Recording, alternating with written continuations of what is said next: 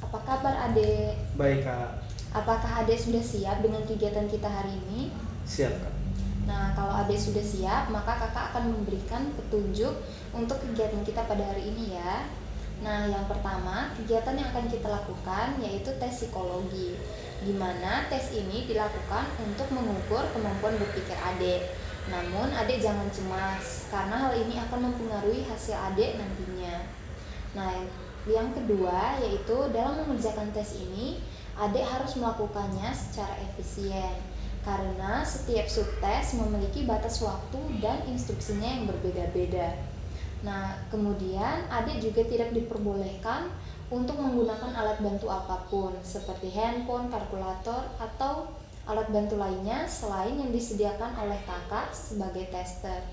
Kemudian, Adek juga tidak diperbolehkan untuk keluar dari ruangan ataupun makan atau minum.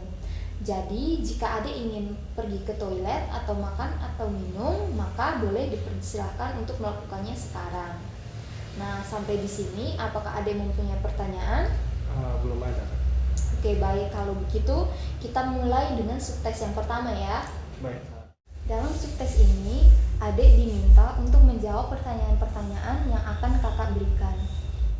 Kita lanjut ke subtes berikut, di mana dalam subtes ini Adek masih diminta untuk menjawab pertanyaan-pertanyaan yang akan kakak berikan. Mari kita coba yang ini. Katakan dengan tepat jawaban Adek. Kakak akan membacakan sebuah kalimat yang kemudian harus Adek lanjutkan hingga selesai. Kakak akan menyebutkan dua kata di mana tugas Adek adalah menyebutkan persamaan dari dua kata tersebut. Dengarkan baik-baik, kemudian ceritakan dan jelaskan apa arti dari kata-kata ini. Kakak akan mengatakan beberapa angka.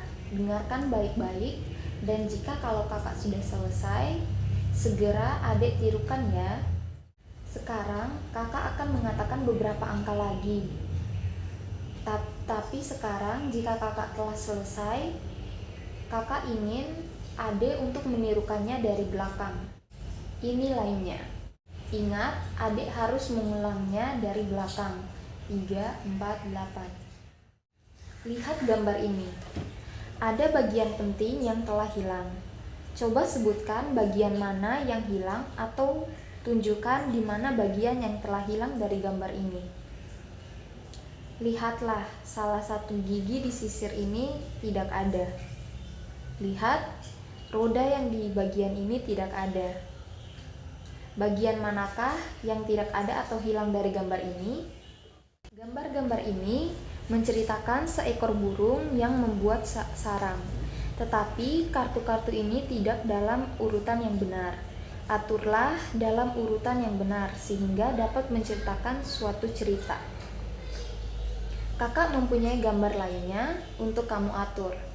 Dalam tiap-tiap hal, kartu-kartu ini tercampur dan kamu harus mengaturnya dalam urutan yang benar sehingga dapat membuat suatu cerita yang paling sehat. Urutan kartu ini harus demikian.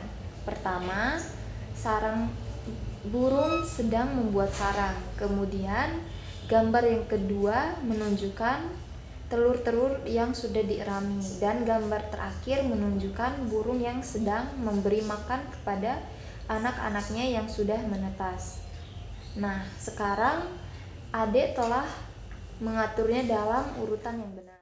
Nah, coba rangkaikan ini. Atur kata-kata ini sesuai dalam urutan yang tepat. Beritahu kakak jika Adek telah selesai. Periksalah keping ini. Semuanya sama. Pada beberapa sisi semuanya merah, pada sisi lainnya semuanya putih, dan pada sisi lainnya lagi separuh merah dan separuh putih. Coba Adek lakukan menggunakan keping ini seperti yang saya lakukan. Katakan selesai jika sudah selesai mengerjakannya. Kakak akan menambahkan lagi 4 keping. Adek dapat menyusun menggunakan keping-keping tersebut. Lihat pada kotak-kotak ini. Ingat bahwa masing-masing kotak mempunyai angka di sebelah atas dan tanda di sebelah bawah.